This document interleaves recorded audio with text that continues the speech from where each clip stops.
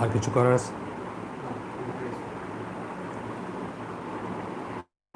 বিসমিল্লাহ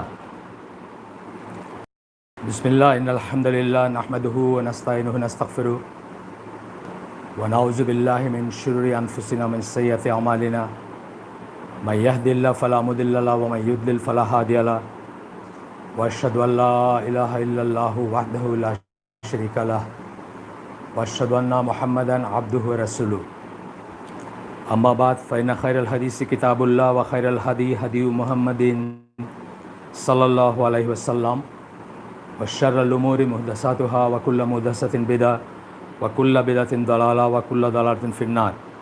আসসালামু আলাইকুম ওয়া রাহমাতুল্লাহি ওয়া বারাকাতুহু। আমরা তাকওয়া মসজিদের সাথে এটা আমার প্রথম অ্যারেঞ্জমেন্ট, অনলাইন হালাকার। আমরা যখন ফিজিক্যালি তাকওয়া মসজিদে প্রোগ্রাম করতাম তখন তাকওয়া মসজিদের একজন ফাহাদ ভাই, ওনার একটা রিকোয়েস্ট ছিল যে সময় নিয়ে যেন আমি একটা প্রোগ্রাম করি। তো তখন আমি বলছিলাম যে ফিজিক্যালি করব, কিন্তু সে আর তো যাওয়া হয় নাই। তো আজকের এটা বলা যায় এক্সপেরিমেন্টালি। তো এই প্রোগ্রামটার জন্য আমি সময় নিয়ে কথা বলবো, এটাই ডিসাইড করছি। আমি যে পেপারটা থেকে কথা বলবো, এটা একটা লেখা, এটা 2004-05 লেখা। 2005 সালের জানুয়ারি মাসে ইনকিলাবে এই লেখাটা প্রকাশিত হয়েছিল। এছাড়া আরও নানা জায়গায় আপনার ব্লগে বা অন্যত্র ছাপা হয়েছে বা প্রকাশিত হয়েছে। একটু পুরানো, কিন্তু ব্যাপারগুলো একই আছে। লেখাটার নাম ছিল মুসলিম জীবনের সময়। সো এখানে আমি শুরু করছি যে আমার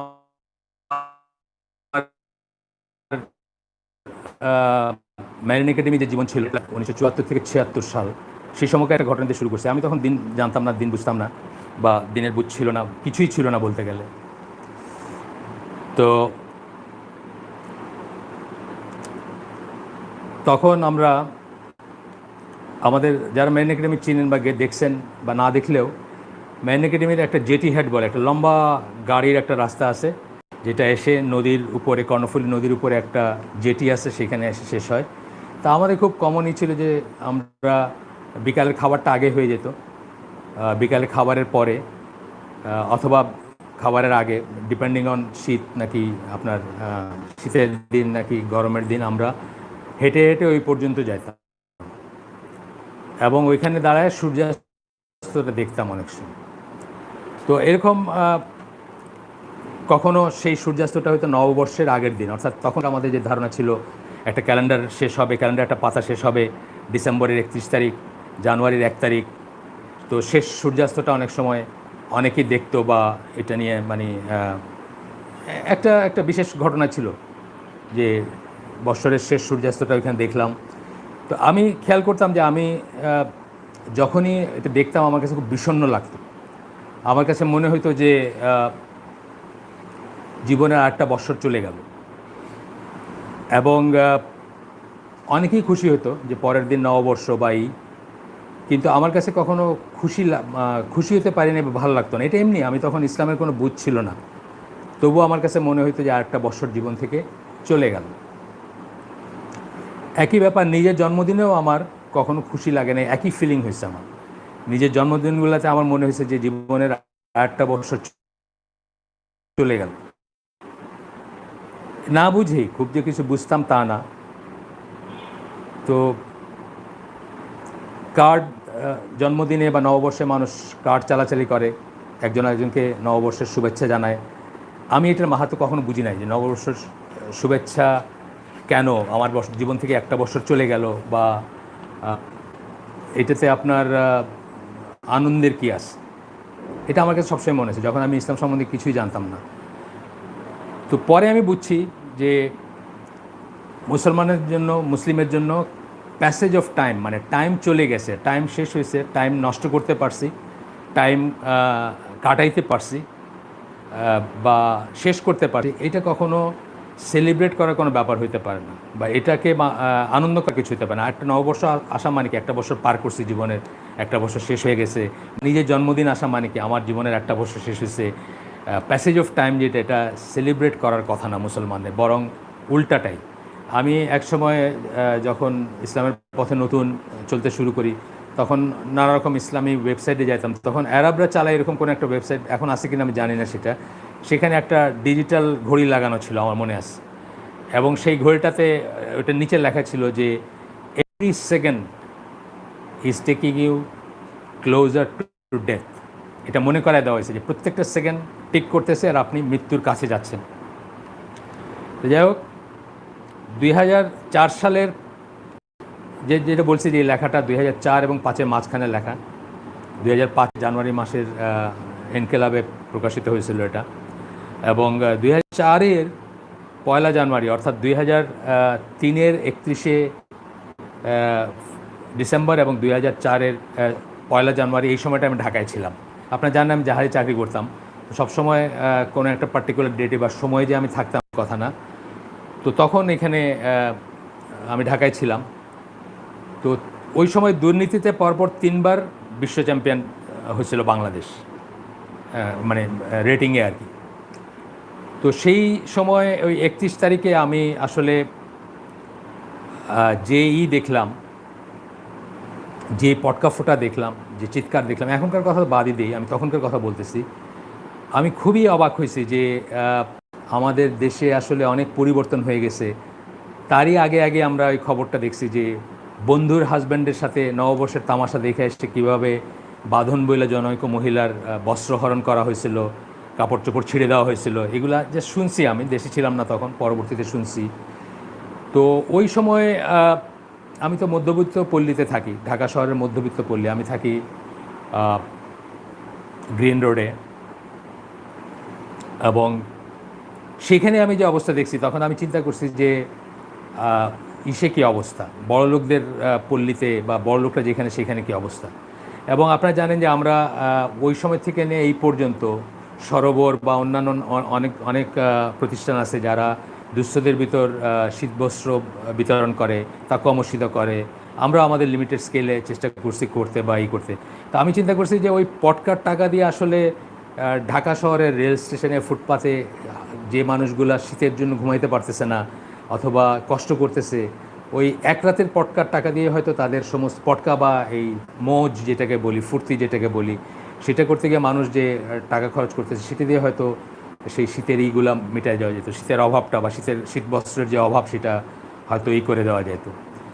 আপনারা তো জানেন যে ঢাকা শহরে কতগুলো জায়গা আছে যেখানে কতগুলো আয়োজন আছে, যেখানে নববর্ষের আগের রাত মানে নিউ ইয়ার্স ইভ যেটাকে বলে, সেই দিনে সেই উন্মাদনার জন্য কতগুলা স্পেশাল জায়গা আছে। খিলক্ষেতের এদিকে একটা হোটেল আছে যেটার 14th ফ্লোর রিজার্ভ থাকে এই জিনিসের জন্য, এবং রুম টুম বুক করা থাকে যে এখানে মদ খেয়ে মাতাল হয়ে কার সাথে কোন রুমে চেক ইন করবে, এগুলার ব্যবস্থা থাকে আর কি, নজবিল্লা। তো যাই হোক, এগুলো হচ্ছে নববর্ষের বা প্যাসেজ অফ টাইমকে মানুষ যে সেলিব্রেট করে সেই কথা বলতেছিলাম, যে মুসলমান আসলে প্যাসেজ অফ টাইমস বা সময় চলে গেছে, সময় খরচ করতেছে, সময় করতে পারছে, এটা আসলে মুসলিম কখনো সেলিব্রেট করতে পারে না। ইসলাম কী হচ্ছে, আমি একবার একটা প্রশ্ন দেখছিলাম, ইসলাম কী যে ইসলামী প্রশ্ন উত্তরে যে বিগেস্ট ওয়েবসাইট যেটা, সেখানে আমি একবার একটা প্রশ্ন দেখছিলাম যে মুসলমানদের তো তেমন কোনো এন্টারটেনমেন্ট নাই, তো মুসলমানরা কীভাবে সময় কিল করবে, কথাটা ছিল সময় কীভাবে কিল করবে, তো এখানে বা সময় কীভাবে কাটাবে বা সময় কীভাবে ক্ষেপণ করবে, সোজা কথা। তো এখানে যিনি ইসলামকে চালান তিনি উত্তর দিয়েছিলেন যে একজন মুসলিম কখনো সময় কিল করতে চাইবে না, কারণ সময়ই তার জীবন। এটা আমাদেরও রিয়েলাইজ করা উচিত যে আমরা কখনো সময় নষ্ট করতে, কিল করা বলতে যেটা বোঝায়। আমি ফেনীতে একটা চাইনিজ রেস্টুরেন্টে একবার প্রোগ্রাম করছিলাম, টাইম পাস রেস্টুরেন্ট, ওটার নাম চাইনিজ রেস্টুরেন্ট, কিন্তু নাম হলো টাইম পাস রেস্টুরেন্ট। টাইম পাসের কোনো ব্যাপারই থাকবে না। আমি তো জবের থেকে আল্লাহ দয়া করছেন, আমি যাতে ইসলামের মতো চলার চেষ্টা করতেছি, আমি দেখি আমার সময়ে মানে 24 ঘন্টার দিন যদি 48 ঘন্টার হয়তো, তাইলেও বোধহয় আমার সময়ের পাস করার তো প্রশ্নই ওঠে না কোনো। তো যাই হোক, এখানে আবার বলতেছি যে মুসলিম কখন প্যাসেজ অফ টাইম সেলিব্রেট করতে পারে না। মুসলিমের জন্য সময়ই জীবন। এখন পরীক্ষার হলে বসে যদি আপনি মনে করেন যে কেউ, মানে একটা অন্যরকম উদাহরণ দিচ্ছি আমি, যে পরীক্ষার হলে কেউ বসলো, তার পরীক্ষার সময় 3 ঘন্টা, সে বসে সিনেমার একটা পত্রিকা পড়ে পড়ে সময় কাটালো, বা একটা ম্যাগাজিন, একটা ট্যাবলেট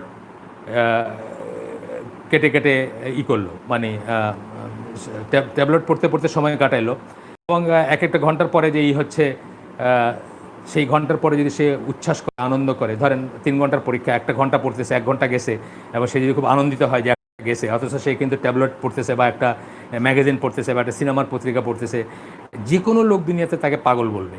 যে দেখবে সে বলবে যে এই লোকটা পাগল, কারণ নিশ্চয়ই পাগল হয়ে গেছে। তাই নাহলে পরীক্ষার হলে বসে তার 1 ঘন্টা সময় চলে গেছে উইদাউট ডুইং এনিথিং।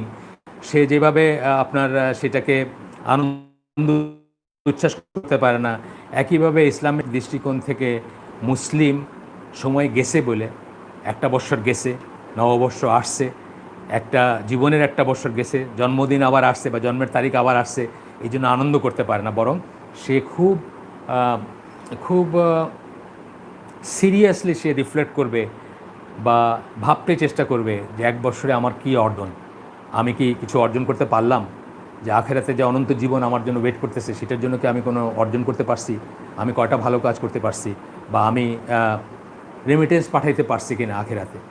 মুসলিমের জীবনটা হচ্ছে আখেরাতের ফসল উঠানোর জায়গা। এইখান থেকে রেমিটেন্স পাঠাবে সে, ওইখানে তারপরে সে ভালো থাকবে। এটাই হচ্ছে আন্ডারস্ট্যান্ডিং মুসলিমের। তো সেটা কি করতে পারলাম কিনা, সে খুব ডিপলি চিন্তা করবে, এবং পসিবলি প্রত্যেকটা মুসলিম যখনই এইভাবে চিন্তা করবে, পেছনের দিকে থাকবে, তখনই সে আফসোস করবে যে হায়, যদি এই সময়টা এইভাবে না কাটে, এইভাবে কাটাইতাম, তাহলে তো আর একটু ভালো হতো, বা আগামীতে আর কখনোই এই কাজটা করবো না, কখনোই সময় হচ্ছে আপনার কখনোই সময় কাটাই দিতে পারতেছি, এটার জন্য আনন্দ করব না, বা কখনো সময় কাটানোর চেষ্টা করব না, বা সেই জন্য পয়সা খরচ করব না, বা আমরা তো পয়সা খরচ করি সময় কাটার জন্য, আমরা পরে আসবো সেটাতে। আচ্ছা, এখন আমার বাড়ি সিলেট, আপনারা জানেন সবাই, আমাদের দাদাদের বা তাদেরও মুরব্বী যারা দাদা, তাদের সমসাময়িক বা তাদের মুরব্বীদের কথা শুনছি যে তারা 50-60 মাইল হেঁটে করিমগঞ্জ কোর্ট কাচারি, করিমগঞ্জে যাইতো কোর্ট কাচারি করতে, সারতে, কোনো একটা রেজিস্ট্রেশন বা কোনো একটা কোর্টের কাজ থাকলে করিমগঞ্জ যেত, মানে হেঁটে যাইতো। তার মানে তাদের একটা কাজ করতে গিয়ে জীবনে অনেক সময় লেগে যেত। আমার কথাটার মানে হচ্ছে এটা। আপনারা জানেন যে আগে হজে যাইতে প্রায় 6 মাস ট্রাভেল করতে হতো, অনেক আগের কথা আমি বলতেছি। পরবর্তীতে যখন জাহাজ শুরু হয়েছে, জাহাজে যখন মানুষ যাইতে শুরু করছে, তখনও মাসখানেক বা 25 দিন বা এইরকমের, মানে অনেক দিন লাগতো। সেইখানে আজকে এককালে যখন 6 মাস লাগতো, আজকে 5 ঘন্টায় আমরা জেদ্দা পৌঁছাই ঢাকার থেকে। তাহলে একটা হজের কাজের থেকে আমরা 5 ঘন্টা 29 দিন 19 ঘন্টা সময় বাঁচাই শুধু একটা হজের জার্নিতে, যেটা 6 মাসে করতাম এককালে। আজকে আমরা, আমাদের সাশ্রয় হচ্ছে বা বেঁচে যাচ্ছে সময় কতটুকু, 5 মাস 29 দিন 19 ঘন্টা সময় বাঁচতেছে। এইভাবে দেখবেন যে রান্না করা, এখনকার যে সমস্ত গ্যাজেট আছে রান্নার, প্রেশার কুকার বলেন অথবা গ্যাসের চুলা বলেন, কাপড় কাচা, ওয়াশিং মেশিন বা ইত্যাদি, এইরকম দৈনন্দিন কাজেও দেখবেন যে আমরা প্রত্যেকটা কাজে আসলে মানে সাশ্রয় করতেছি, সময় কিন্তু আমাদের বাঁচতেছে। প্রতিটি ক্ষেত্রে আমরা মানে অনেক সময় সাশ্রয় হচ্ছে আমাদের। এখন আমাদের জীবনের অর্জন 100 বছর আগের মানুষ যারা ছিলেন, যারা এই দেশে বাঁচছেন বা এই দেশে ছিলেন, তাদের অন্তত 10 গুণ হওয়ার কথা। সেই পয়েন্ট অফ ভিউ থেকে, সেই হিসাব থেকে যে আমরা একটা হজেই আমি দেখাই দিলাম আপনি কত সময় বাঁচাইলেন। 6 মাসের জায়গায় আপনি 5 ঘন্টায় গেলেন জার্নিটা আপনার। ঘরের কাজে আমি বলতেছি যে আগে আমাদের মায়েরা বা তাদের মায়েরা সেই কাঠের চুলা ধোয়া বেরোচ্ছে বা তুষ দিচ্ছেন ওটার ভিতরে, কাঁচা লাকড়ি, এই সমস্ত জিনিসে যে সময়টা কেটে যেত, অথবা অন্যান্য জিনিস, এই ধরনের প্রতিটি জিনিসের কথা আমি বলতেছি, প্রতিটি জিনিসের সময়টা কাটতো। এই করিমগঞ্জে কোর্ট কাছারিতে যাইতে যে হাইটে 50 মাইল 60 মাইল জায়গা, সেই জায়গায় এখন হয়তো আধা ঘন্টায় বা 1 ঘন্টায় যাচ্ছে। এইভাবে প্রতিটা জিনিসে, প্রতিটা ক্ষেত্রে যে সাশ্রয় হয়, সেই সাশ্রয় থেকে আমাদের জীবনের আউটপুট বা ফসল যদি আমি বলি, বা জীবনে অর্জন যেটা বলি, এটা 10 গুণ হবার কথা। কিন্তু আসলে কি আমাদের জীবনে 10 গুণ অর্জন আছে, এটা আমরা চিন্তা করে দেখতে পারি যে আসলে কি আমরা সেই করি নাকি, সেরকম অর্জন করতে পারি কিনা। আমরা যারা বিশ্বাসী এবং যারা উদ্দেশ্যবাদ কথাটা মানে হচ্ছে টেলিওলজি বলে ইংরেজিতে, উদ্দেশ্যবাদ এর ইংরেজি। এটা হচ্ছে যে এই সৃষ্টির পেছনে কোনো উদ্দেশ্য আছে, অথবা প্রত্যেকটা জিনিসে একটা ডিজাইন আছে, একটা উদ্দেশ্য আছে, একটা কারণবশত এটা সৃষ্টি করা হয়েছে। এই বোধটা উদ্দেশ্যবাদী, বিশ্বাসী এবং উদ্দেশ্যবাদী। আমরা কি ভাবি, আমাদের মুসলিমদের বোধ কি, যে একটা ধূলিকণা এটাও আল্লাহ এমনি এমনি সৃষ্টি করেন নাই। একটা ধূলিকণা সৃষ্টি করার পেছনেও একটা কারণ আছে, একটা উদ্দেশ্য আছে, এবং আপনার এটা একটা পারপাস আছে। এই মহাবিশ্বে যা কিছু আছে প্রত্যেকটা জিনিসের পিছনে একটা পারপাস আছে, এটা আমরা বিশ্বাস করি। আপনারা দেখবেন যে যারা বস্তুবাদী বা অবিশ্বাসী, এমনিতে তারা প্রত্যেকটা জিনিসের পিছনে কারণ খুঁজে বেড়ায়, এবং প্রত্যেকটা জিনিস কার্যকারণ দিয়ে বুঝতে চায়। আপনার জামাতে যদি একটা দাগ পড়ে, কথার কথা, আপনি যদি একটা আমি আজকে একটা সাদা জামা পরছি, এটার উপর একটা লাল দাগ যদি পড়ে, উপর ধরেন একটা লাল দাগ পড়ছে, পানের পিকের অথবা কিছুর দাগ পড়ছে,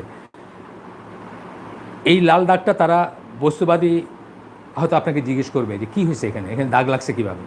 মানে এই জিনিসটাও সে একটা কারণ ছাড়া মানতে পারে না, এইটার পিছনে একটা কারণ আছে।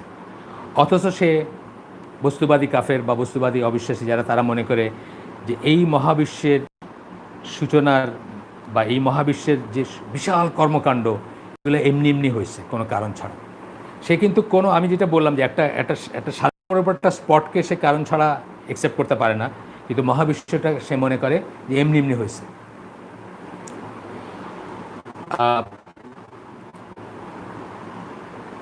যাই হোক, মানবদেহের লক্ষ কোটি কোষের প্রতিটিতে যে চুলচেরা নিয়ম বা বিন্যাস পরিলক্ষিত হয়, তার সম্বন্ধে জেনেও একজন অবিশ্বাসী ভাবে যে মানুষের উদ্ভব ঘটছে কাকতালীয়ভাবে, কোনো কারণ বা উদ্দেশ্য ছাড়া, বানর জাতীয় কোনো প্রাণী থেকে বিবর্তনের মাধ্যমে। এই কথাটা আমার তো মনে হয় বানররা কথা বলতে পারে না, কিন্তু বানররা যদি কথা বলতে পারতো তাহলে তাদের কাছে এটা গ্রহণযোগ্য হতো না। যেখানে আমি একটা স্পট, সাদা কাপড়ের উপর একটা লাল স্পটকে আমি জানতে চাই যে কী হয়েছে বা কেন হয়েছে, কোথার থেকে আসছে, সেখানে আমি মনে করি যে আমরা বা এই মহাবিশ্ব কোনো কারণ ছাড়া হয়েছে। তো এটা মানে আসলে আমার মাঝে মাঝে মনে হয় যে নাস্তিক যারা বা অবিশ্বাসী যারা, তারা হয়তো জিনিসটা আপনার চিন্তা করার অবকাশ নেন না, কখনো হয়তো চিন্তা করে দেখেন না যে এগুলা কিভাবে হয়েছে। এবং আমি একটু টাইমটা দেখে নিচ্ছি, ঘণ্টাখানিক আমরা ইনশাল্লাহ যাব, 9:30 শুরু করছি, আমরা হয়তো 10:30 পর্যন্ত ইনশাল্লাহ কন্টিনিউ করব। তো তারা হয়তো অবকাশ নিয়ে ভাবেন না যে তারা কি বলতেছেন, তারা আসলে কি মিন করতেছেন, বা চিন্তারও তাদের সময় নেই হয়তো। তো এটা সম্বন্ধে আমি একটা উদ্ধৃতি দিব, যেটা আমার সাথে যারা পরিচিত তারা হয়তো আগেও শুনছেন আমার মুখে, আমি হয়তো আগেও বলছি এই কথাগুলা, তবুও বলতেছি যে এই মহাবিশ্ব বা আমরা বা এই সব কিছু কাকতালীয়ভাবে এমনি এমনি হয়েছে, আউট অফ নাথিং বা কিছু ছাড়া। এইটার কথা বোঝাইতে গিয়ে একজন ব্রিটিশ ফিজিসিস্ট ছিলেন, উনি অবিশ্বাসী ছিলেন, পরবর্তীতে এক ধরনের বিশ্বাসী ছিলেন উনি। যাই হোক, সেটা তার ব্যাপার। দ্য ইন্টেলিজেন্স ইউনিভার্স বলে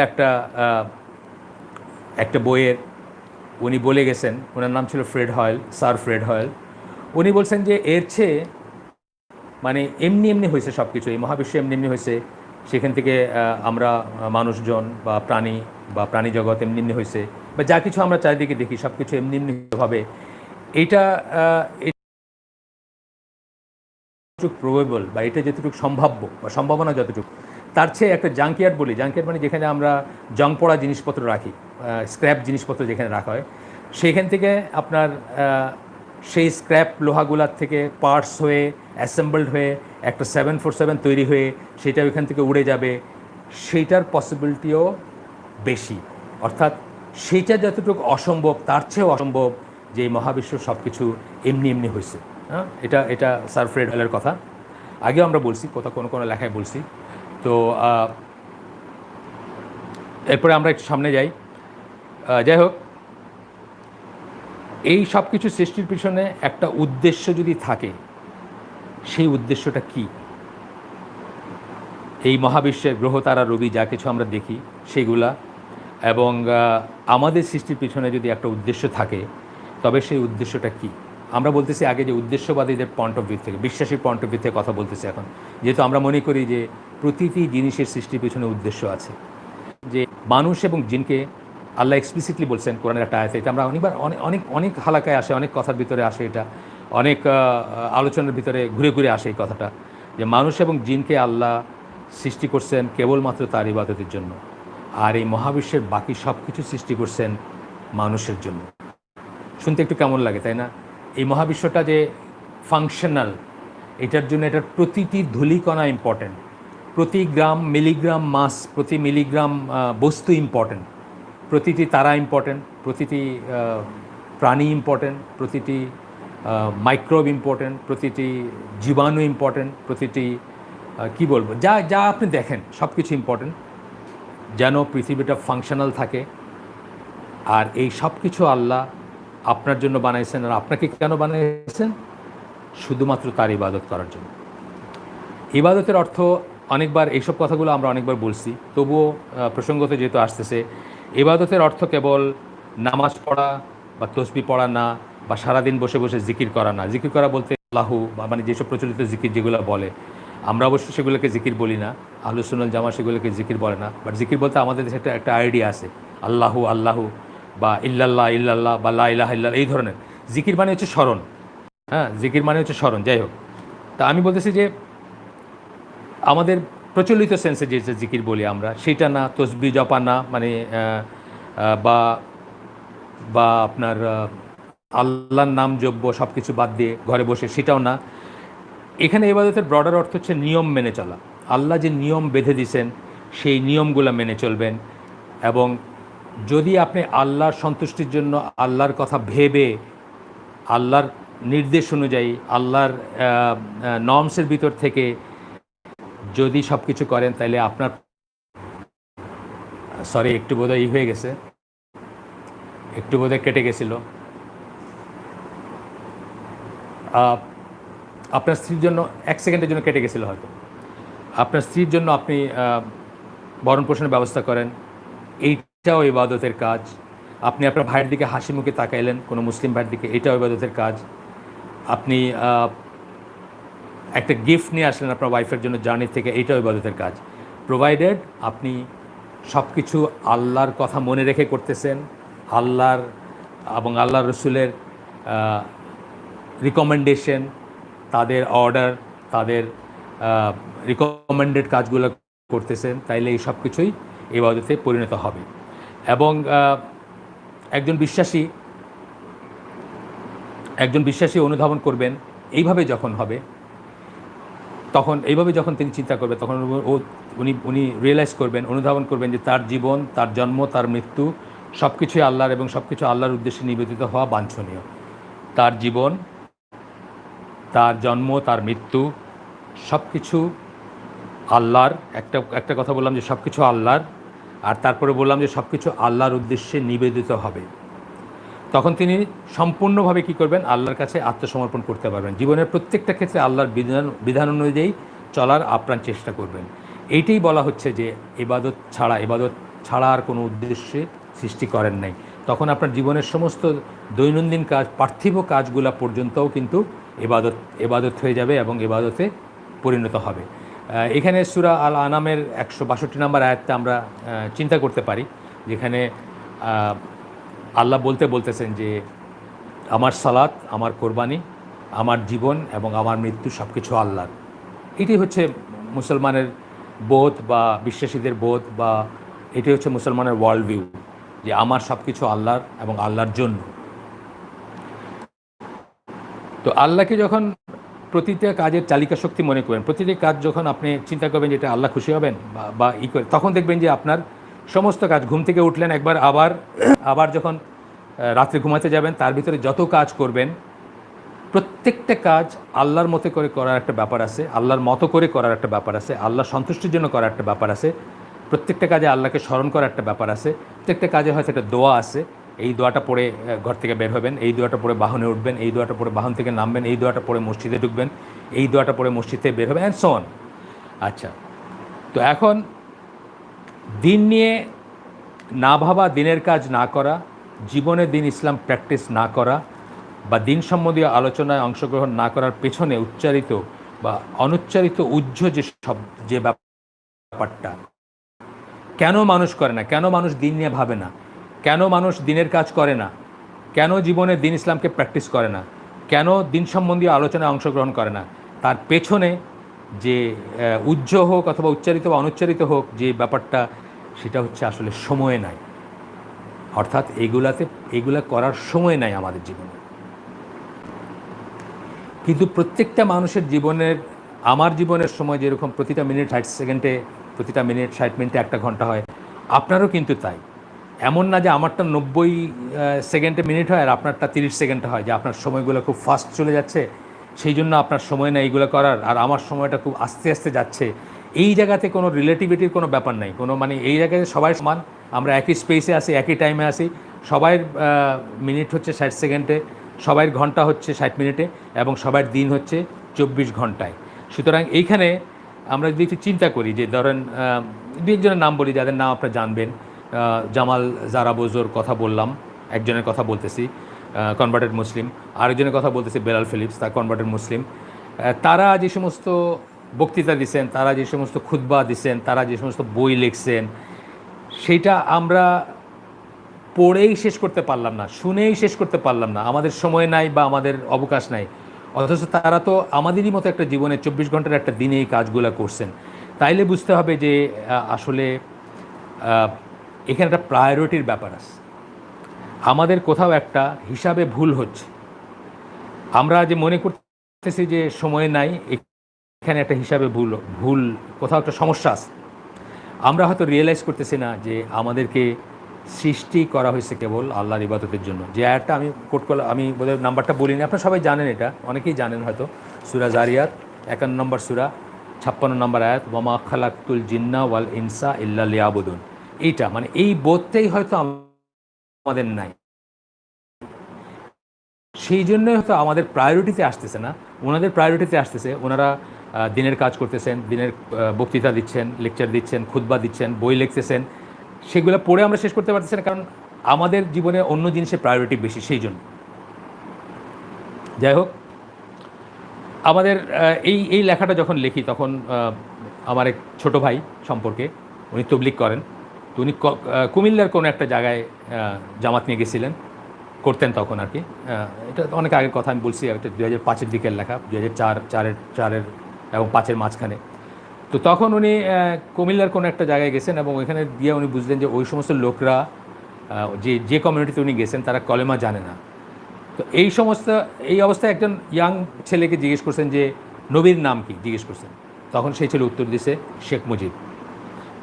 এটা উনি এখনও আছেন, ওই ভাই, কেউ চাইলে আমি যোগাযোগ করাই দিব, উনি আপনাকে সরাসরি বলতে পারবেন যে এই কথা ওনার জীবনে কখন ঘটছিল, কীভাবে ঘটছিল, যদি কেউ চান ভেরিফাই করতে। আসলেও ব্যাপারটা সেরকম। এটা 2004-এর কথা। তখনও মানে বস্তিবাড়ি থেকে শুরু করে, রিক্সাওয়ালা থেকে শুরু করে বিলিয়নের সবার হাতে স্মার্টফোন যায় নাই। তখনও ফেসবুক আসে নাই দেশে এইভাবে, বা ফেসবুক আসে নাই, বা ফেসবুকে মানুষ অভ্যস্ত হয়ে ওঠে নাই। স্মার্টফোন তো বাদই দিলাম, অন্যান্য জিনিসগুলো আসে নাই। কিন্তু ওই লোক যে নবীর নাম জানে না, সেও কিন্তু তখন যে সমস্ত চ্যানেলগুলো ছিল, যে সমস্ত, তখন তো ডিশ দেখ, এখন তো মানুষকে এখনকার মানে ডিশের দরকার হয় না, বা তখন ডিশের ব্যাপার ছিল বা সেগুলো কিন্তু সে ঠিকই বলতে পারতো। বা এখনও দেখবেন যে আপনাকে শুদ্ধ করে কলিমা বলতে পারবে না, সে কিন্তু আপনাকে জুনিয়র শ্রেণীর সবচেয়ে উচ্চ পজিশন যেটা, সেখানে তাদের একটা মিটিংয়ে উনি সূরা ইখলাস পড়তে গিয়ে 4 বার ভুল করেন, এবং তার সভাসদরা সবাই খুব অবাক হয়েছেন যে উনি মুসলমান হয়ে সূরা ইখলাস পড়তে পারেন না।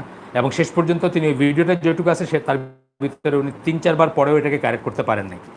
তো এই হচ্ছে আমাদের অবস্থা। যাই হোক, আমরা যদি একটু জীবনের যে র্যাট রেস যেটা আমরা যেটা যে প্রচণ্ড কম্পিটিশনের ভিতর আছি, যে মুশিক দৌড় যেটাকে বলি, সময় নাই সময় নাই সময় নাই। আমরা যে বলতেছি এই যে দিনের মজলিসে বসতে পারি না, দিনের হালাকায় বসতে পারি না, দিনের কাজ করতে পারি না, দিন নিয়ে চিন্তা করতে পারি না, সময় নাই মানে তো একটা কেমন জানি একটা মানে গ্যালোরে গেল একটা সিচুয়েশন। এরপরে আমরা আসলে কী করতেছি? আমরা ছোটো থেকে ছোটো, বড় থেকে বড় কথা বলতেছি। ছোটো থেকে ছোটো বলতে আমাদের আপনার বাসে হয়তো ঢাকা সিলেট, ঢাকা চিটাগাং এগুলো লং ডিস্টেন্স বাসে যদি চড়ে থাকেন, অনেক সময় দেখছেন যে আপনি খুব টেন্স হয়ে গেছেন, আপনার হাত পা সব মানে মুষ্টিবদ্ধ করে ফেলতেছেন হাত, যে কীভাবে সে চালাচ্ছে, কী জোরে সে চালাচ্ছে, কীভাবে সে ওভারটেক করতেছে, ঝুঁকিপূর্ণ ওভারটেক করতেছে। মানে আপনার মনে হচ্ছে যে তার ভাবটা দেখে আপনার মনে হবে, তার ভাব দেখে আপনার মনে হবে যে তার জীবনে খুবই ইম্পর্টেন্ট কিছু বোধহয় ওই আদার এন্ডে আছে, যেখানে যার জন্য সেইভাবে তেড়ে যাচ্ছে বা জীবনটাকে ঝুঁকিতে ফেলে সে আর যাইতেছে। অথচ আপনি ওইখানে গিয়ে দেখবেন যে সে হয়তো বসে বসে ওই ভাটি না কি আছে না মাঝখানে, ওইখানে বসে সে হয়তো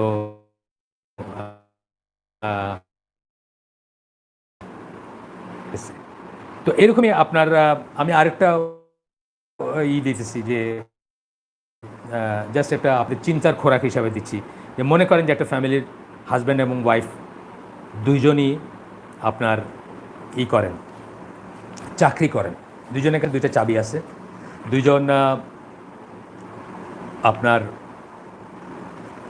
কাছে দুইটা চাবি আছে,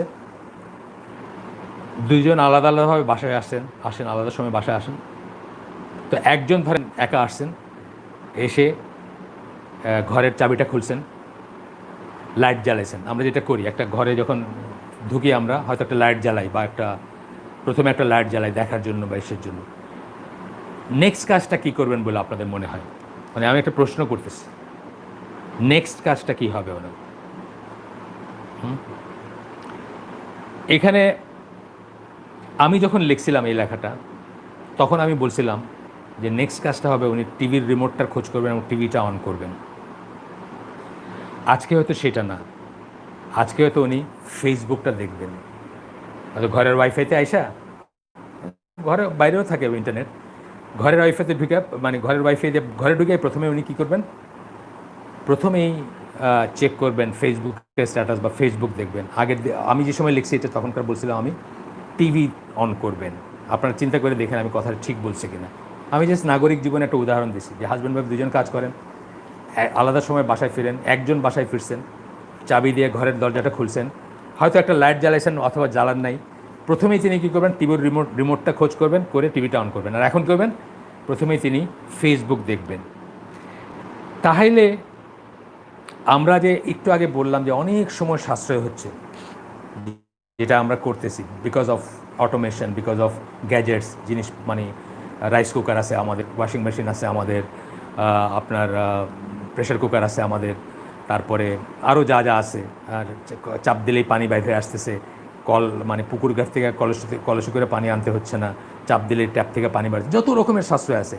এই সাশ্রয় দিয়ে যে সময়ের সাশ্রয় করে আমি যে সময়টা বাঁচালাম, সেই সময়টা আসলে করতেছি আমি কীভাবে ব্যয়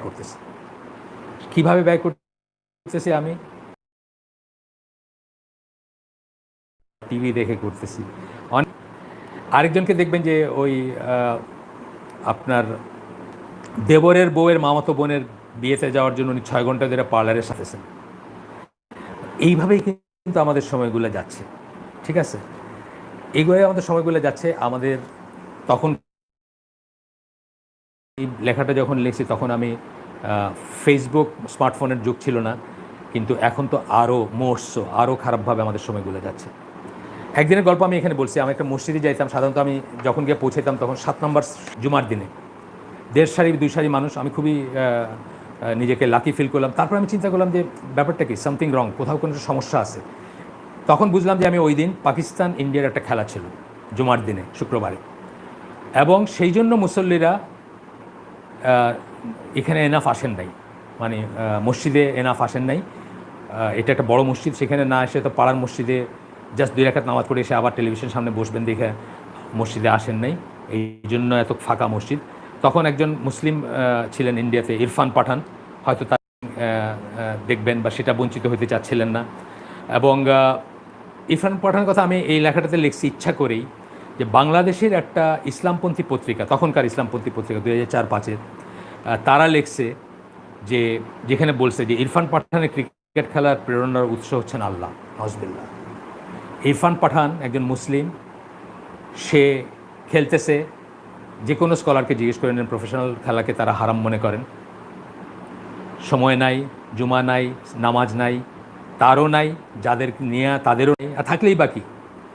আচ্ছা, এই ইরফান পাঠানের খেলার উৎস হচ্ছেন আল্লাহ, এইটা দিয়ে তারা গর্ববোধ করছিল আর কি, কোনো একটা ইসলামপন্থী পত্রিকা তখন লিখছিল আর কি। আজকের দিনে ইরফান পাঠান তো আর নাই, আজকের দিনে হাসি মামলার কথা লেখা হয় একই কথায়, অথবা আপনার ইংল্যান্ডের একজন মঈন সামথিং আছেন, দাঁড়িয়ে লম্বা, ওনার কথা লেখা হবে যে উনি মুসলিমদের মুখ উজ্জ্বল করতেছেন, হ্যাঁ, 8 ঘন্টা 6 ঘন্টা ক্রিজে থেকে নিজের এবং অন্যের জীবনের সময়কে ব্রেনে প্রবাহিত করে উনি মুসলিমদের মুখ উজ্জ্বল করতেছেন, এই কথা হয়তো সবাই বলবেন। আচ্ছা, এরপরে আমি বলছি যে যান্ত্রিক সভ্যতার ইসে ধরেন আমি একটা হিসাব দিছি আমি এখানে, জাস্ট একটা অঙ্ক, যে প্রতিদিন যদি আপনি যান্ত্রিক উন্নতির জন্য 4 ঘন্টা সময় সাশ্রয় করেন, যান্ত্রিক উন্নতিগুলো আগেই বলছি কী কী, রাইস কুকার, প্রেশার কুকার, আপনার ওয়াশিং মেশিন, তারপরে টেলিফোন, আপনার পানি ট্যাপ খুললেই পানি আসে, এইরকম যত রকম অ্যাডভান্টেজ আছে, মানে মেকানিক্যাল এবং টেকনোলজিক্যাল এই গ্যাজেটের জন্য, মানে যত রকমের আছে। আগে ধরেন 6 তলা বিল্ডিং থেকে নিচে একটা কথা বলতে নাইমে গিয়ে বলতে, এখন ইন্টারকম দিয়ে বলেন, যত রকমের সাশ্রয়। ধরেন একটা মানুষ প্রতিদিন 4 ঘন্টা করে সময় সাশ্রয় করে। আমি এখানে 57 বছরটাকে একটা হিসাবে ধরছি, জাস্ট অ্যাভারেজ হিসাবে। আমি পরে এটা নিয়ে কথা বলবো। এখন মানুষের লাইফ এক্সপেক্টেন্সি আরও বেশি বাংলাদেশে, আপনার 72 বছরের মতো এই মুহূর্তে, থিওরিটিক্যালি যেটা লেখা হয়। তো আমি 57 বছর ধরছিলাম, তখনও 57 বছর বেশি ছিল, বা 57 বছর ধরছিলাম আমি। তো 57 বছর ধরে আপনার এই যে 365 দিনে 4 ঘন্টা করে সাশ্রয় করলে আপনার মানুষের 57 বছর জীবনে 9.5 ইয়ার্স, 9.5 বছর সময় তার বেঁচে যায়। মানে এই সময়টা আগে কাজ করতে যাইতো, এখন এই সময়টা ফ্রি তার। এই সময়টা কিসে ব্যয় হয়? আমি লিখছি এখানে 1 নাম্বার হচ্ছে মুশিক দৌড়ের মাধ্যমে অর্থ উপার্জনের ব্যয় হয়। অর্থ উপার্জনের জন্য যে পাগল পড়া আমরা যে অর্থ উপার্জন, মানে ম্যাডনেস, আরও কত বেশি আয় করা যায়, আরও কত বেশি জমা করা যায়, আরও কত বেশি ব্যাংকে রাখা যায়, কতটুকু এনাফ আমি জানি না। আমার তো শুনলে ভয় লাগে। একজন বাংলাদেশের বিলিয়নিয়ার যেমন তাদের অ্যাসেট বা তাদের দেশে বিদেশে কি আছে, এগুলা শুনতেও আমার ভয় লাগে। আপনার মানে হিসাব করা তো পরের কথা। তো এইটার পিছনে যায় সেই 9.5 ইয়ার্স। আমি বলতে 57 বছর বয়সে রাফলি একজন মানুষ দৈনিক যদি 4 ঘন্টা করে সময় সাশ্রয় করেন, তাহলে 9.5 বছর সময় তার এক্সট্রা থাকার কথা। অর্থাৎ উনি চাইলে, ধরেন উনি যদি বিশ্বাসী হন, উনি যদি আল্লাহ ভীরু হন, উনি চাইলে 9.5 বছর সময় এক্সট্রা দিন শিক্ষার কাজে, দিন প্রচারের কাজে, দিনের জ্ঞানের লাভের কাজে, অথবা দিন শিক্ষা দেওয়ার কাজে, নিজের ছেলে মেয়েদেরকে দিন শিক্ষা, মানে মানে দিনের কাজে, আল্লাহর আনুগত্য উনি করতে পারতেন। তা না করে কোথায় করতেছেন ব্যয়? মোস্টলি ব্যয় করতেছেন আরও বেশি উপার্জন করার জন্য। 1। 2 নম্বর হচ্ছে ফেসবুক, টিকটক, ইউটিউব, টিভি তো সেকেলে হয়ে গেছে অনেকটা, তারপরেও কিছু কিছু জিনিস টিভি ছাড়া হয় না, টিভিতে দেখেন। অথবা অন্যান্য বিনোদন মানে শিল্পকলা একাডেমি, অথবা আর্মি স্টেডিয়ামে ইন্ডিয়ান পপ সিঙ্গার আসছেন, বা আপনার চলতেছে কী নাম, উচ্চাঙ্গ সঙ্গীতের সম্মেলন চলতেছে, অথবা অশ্লীল শরীয়ত বিরুদ্ধ কাজে। আমরা দেখতেছি যে সময় যেটা আমরা বাঁচাইলাম, এক সময় আমরা বললাম যে আমরা সময় নাই বলি, আমি দেখাই দিলাম যে আমরা সময় বাঁচাইলাম আমাদের টেকনোলজিক্যাল অ্যাডভান্সমেন্টের জন্য, গ্যাজেটের জন্য, জিনিসপত্রের জন্য, আমাদের হাতে এখন যে নতুন নতুন জিনিস আসছে সবার জন্য। অথচ আমরা সেই সময়টা বাঁচায় কিসে খরচ করতেছি? এই যে 3-4টা জিনিস বললাম, এইগুলাতেই খরচ করতেছি। আমাদের জীবনের ধরন এবং জীবনযাত্রা, অর্থাৎ অ্যাভারেজ মুসলিমের জীবনের ধরন এবং জীবনযাত্রা থেকে এইটাই মনে হইতে পারত যে আমাদেরকে সৃষ্টি করা হয়েছে অর্থ উপার্জনের জন্য, অথবা বিনোদনে গা ভাসায় দেওয়ার জন্য, অথবা ভোগ সুখে আত্মনিয়োগ করার জন্য। আমাদেরকে দেখে অ্যাভারেজ মুসলিমকে দেখে বোঝার উপায় নেই যে আমাদেরকে সৃষ্টি করা হয়েছে শুধুমাত্র আল্লাহর ইবাদত করার জন্য। আচ্ছা, আসেন এরপরে আমরা এতক্ষণ ধরে যা বললাম,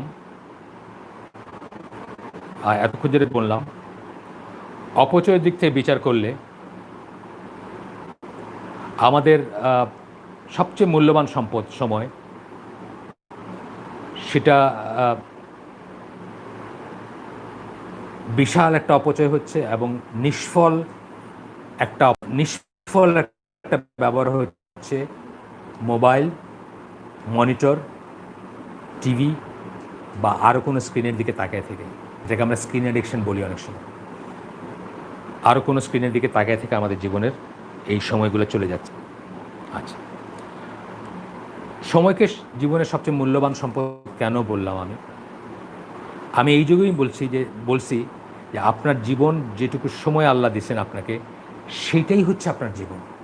time is equal to life আর কি, তাই না? আপনার জীবনটা কি? আপনার জীবনটা আপনার জীবনের সময়টুকু। অন্য সকল সম্পদ, এটা আমি অনেকবার বলছি, মানুষকে আল্লাহ 4টা ফর্মে নিয়ামত দেন, ইউজুয়ালি 4টা ফর্মে নিয়ামত দেন: সময়, সম্পদ, শ্রম, মেধা। 4টা নিয়ামত 4টা ফর্মে দেন। সময় ফর্মে দেন, সম্পদ ফর্মে দেন, শ্রম ফর্মে দেন, মেধা ফর্মে দেন। আচ্ছা, সময়, সম্পদ, শ্রম, মেধা, এটা এই 4টা ফর্মে নিয়ামত বা রহমত দিয়ে থাকেন মানুষকে। এখন আমি বলছি, কেন বললাম যে সবচেয়ে মূল্যবান সময়? কারণ সময় এমন একটা সম্পদ যেটা নিয়ন্ত্রণ করা যায় না। আপনি বাকিগুলা কিন্তু নিয়ন্ত্রণ করতে পারেন। বাকি যত নিয়ামত আল্লাহ আপনাকে দেন, আপনাকে টাকা দিচ্ছেন, আপনি টাকা ব্যাংকে রাখতে পারেন, 50 বছর পরে আপনি চাইলে ইউজ করতে পারেন যদি আপনি ঠিকমতো রাখেন। আপনাকে আরও যা কিছু দিচ্ছেন, আপনার টাকা রাখার জায়গা নাই, আপনি জমি কিনে রেখে দিলেন, সেই জমি। সময় হচ্ছে এমন একটা জিনিস যেটা একদিকে প্রবাহমান, অর্থাৎ শুধু চলেই যাচ্ছে, ফিরে আসবে না। এটাকে ফ্রিজে রেখে পরে খাওয়া যায় না, এটাকে ব্যাংকে রেখে পরে ভোগ করা যায় না। এটা আমি আগে বলছি এসব কথা, অন্যান্য প্রসঙ্গে বলছি। এই জন্য আমি বললাম যে এইটাই আপনার জীবন, এবং আমরা বললাম যে সবচেয়ে মূল্যবান সম্পদ বললাম যে এটা হয় ইউজ করলেন, নাইলে এটা চলে গেল, এটা ওয়েস্ট হয়ে গেল, সেই জন্য আমরা বলছি।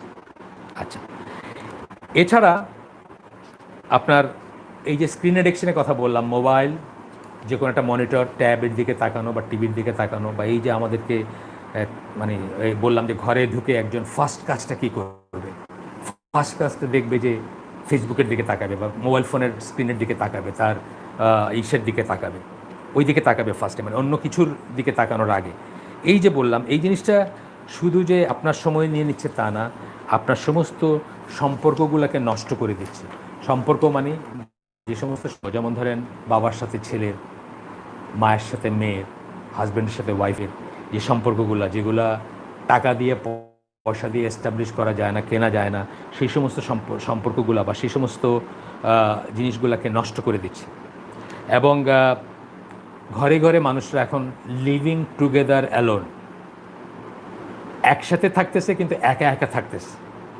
একই বিছনায় পাশাপাশি হাজব্যান্ড ওয়াইফ থাকতেছে, একই বিছনায় পাশাপাশি হাজব্যান্ড ওয়াইফ থাকছে, কিন্তু লিভিং টুগেদার অ্যালোন, দুইজনের মোবাইল ফোনটার দিকে তাকায় আছে। দুইজনের দুটো ওয়ার্ল্ড, আলাদা ওয়ার্ল্ড, যেখানে ইন্টারসেকশন নাই, হ্যাঁ, পার্টিশন আছে বলতে পারেন, ইন্টারসেকশন নাই, লিভিং টুগেদার অ্যালোন। এগুলো হচ্ছে আরও এই যে সময় চলে যাওয়ার হিসেব। এখনকার দুনিয়ায় মানুষের কারোর সাথে আলাপ করার, খোঁজখবর নেওয়ার কোনো সময় নাই। কেন সময় নাই? ওই জিনিসগুলো করতে গিয়ে সময় নাই, ফেসবুক চালাইতে গিয়ে সময় নাই, টিকটক দেখতে গিয়ে সময় নাই, নিজের ঘরের কোণে ল্যাপটপের দিকে তাকাই দিকে সময় নাই, গেম খেলতে গিয়ে সময় নাই। আমি ওই দিন পাবজি বলে একটা গেমের নাম শিখলাম। জাকির নায়কের কোনো একটা লেকচারে দেখলাম যে পাবজি ওনারাকে প্রশ্ন করছে। তখন আমি আমার মডার্ন যারা মানে মডার্ন ডেজ ইসের সম্বন্ধে যাদের আইডিয়া আছে তাদেরকে জিজ্ঞেস করলাম, ভাই পাবজি কারে বলে? তখন একজন আমাকেই করে দিল যে পাবজি কী, বা বলল আমাকে এটা খুবই গেম নাকি, খুবই চালু গেম। আমাদের কিন্তু মানুষের সাথে কথা বলার সময় নাই, ভাবের আদান প্রদান করার সময় নেই। বাইরের মানুষের সাথে তো নাই, ঘরের মানুষের সাথে তো নাই, বাইরের মানুষের সাথে তো নয়, আত্মীয় স্বজন, চাচাতো ভাই, আপন ভাই, চাচাতো ভাই, অ্যান্ড একটু বাইরের দিকে তো টোটালি নাই, একদম জিরো। আমাদের মনে আছে যে আমার যুগের কথা বলছে, আমি বলতেছি না আপনাকেও সেটা করতে হবে, সেটার ভিতরে যেতে হবে তা না। আমরা রেশন তুলতাম তৎকালীন সময়ে, বাজার করতাম। একটু যখন বড় হয়েছি, অল্প বয়সে আমাকে স্কুলে না গেলে বাজারে যাইতে হতো। বড় ছেলে, আমি বাসার বড় ছেলে ছিলাম, স্কুলে না গেলে বাজারে যেতে হতো। অতিথি আপ্যায়ন করতে মুদির দোকানের থেকে তেল নুন আনতে যাইতে হতো। এবং তখনকার দিনে সিলেটি ব্যাকগ্রাউন্ডে বলতেছি, ঢাকায় খুব বেশি সিলেটি মানুষের বাসা ছিল না। তো দূর সম্পর্কের আত্মীয়রা, অনেক দূরে, পাশের গ্রাম, তার পাশের গ্রামের আত্মীয়রা ইংল্যান্ড যাবেন, ফ্লাইট অমুক দিন, অথবা ডাক্তার দেখাবেন, আইসা উঠতেন এখানে। আমাদের কখনোই মনে হয় তাদেরকে বোঝা মনে হয়নি, কখনোই মনে হয় না যে তারা একটা আমাদের উপরে একটা মানে কি বলবো, মানে একটা অসুবিধার সৃষ্টি করছেন বা একটা সমস্যার সৃষ্টি করছে, কখনোই মনে হয়নি। মনে হচ্ছে মাশাল্লাহ, মানে বরং ভালোই লাগতো যে সবাই মিলে আনন্দ ফুর্তি করে, গল্প সল্প করে অনেক কথা উঠতো, অনেক অনেক এক্সপিরিয়েন্স শেয়ার হতো, এইভাবে যাইতো। আমরা রেশন তুলতাম, বাজার করতাম, হাইটে স্কুলে যেতাম। আমার বাসা ছিল এলিফ্যান্ট রোডে, স্কুল ছিল নীলক্ষেতে। মুদির দোকান থেকে করতাম, মুদির দোকান থেকে মায়ের মুদির মানে গ্রসারি কিনে দিতাম, ঘুড়ি উড়াইতাম, সাইকেল রিক্সার পুরানো চাক্কাকে চালায় ওটার পিছনে চলতাম। এটা আমাদের একটা খেলা ছিল। গুড়ির সুতাতে মাঞ্জা দিতাম, ছোট ছোট ভাই বোনদের দেখাশোনা করতাম যাতে মা অন্যান্য কাজগুলো করতে পারেন। গ্রামীণ আত্মীয় স্বজনকে অ্যাটেন্ড করতাম, শিলা বৃষ্টি হলে শিলা কুড়াইতাম, এবং আরও অনেক কিছুই আমরা করতাম। তখন আমার মনে হয়েছে যে বেঁচে যাওয়া ওই সময় দিয়ে তারা কি করে, মানে আমার সময়ের সাথে যখন এখনকার সময়টা চিন্তা করছি যে আমরা এত কিছু করতে পারতাম। এটাকে যে জেনারেশন গ্যাপের কথা আমি বলতেছি না, আমি শুধু বলতেছি যে সময়ের যে সাশ্রয়। আমি নিশ্চিত যে এখন ক্লাস 8-এ পড়া একটা ছেলে রেশন তুলতে হয় না, বাজার করতে হয় না, হাইটে স্কুলে যেতে হয় না, মুদি ওখান থেকে মায়ের গ্রসারি করতে হয় না, হ্যাঁ, গুড়ির সুতা মাঞ্জা দিতে হয় না, গুড়ি উড়াই হয় না, আত্মীয় স্বজনকে অ্যাটেন্ড করতে হয় না, তাদের জন্য মাটিতে শুইতে হয় না। অ্যাভারেজ ফ্যামিলির কথা আমি বলতেছি। তাহলে যে সময়টা বাঁচলো, সেই সময়টা কোথায় যাচ্ছে? ইভেন বাচ্চাদের বেলায় আমি বলতেছি, এই বেঁচে যাওয়ার সময়টা কী করতেছে? ভিডিও গেম খেলতেছে, সিনেমা টিভি দেখতেছে, ব্যান্ড সঙ্গীতের সমাবেশে, হ্যাঁ, ফেসবুক চালাইতেছে। এই সমস্ত মহৎ কাজে ব্যয় হচ্ছে সেই সময়টা, যেটা সাশ্রয়। এটা মানে আমি দৈনন্দিন জীবনে একদম বাচ্চা কাচ্চা বা টিনেজার্সদের কথাও বললাম। আমি পুরাটা আর্টিকেল পড়তে পারবো না, এই জন্য আমি স্কিপ করে করে পড়তেছি, কারণ অনেক বড় এটা। সেই জন্য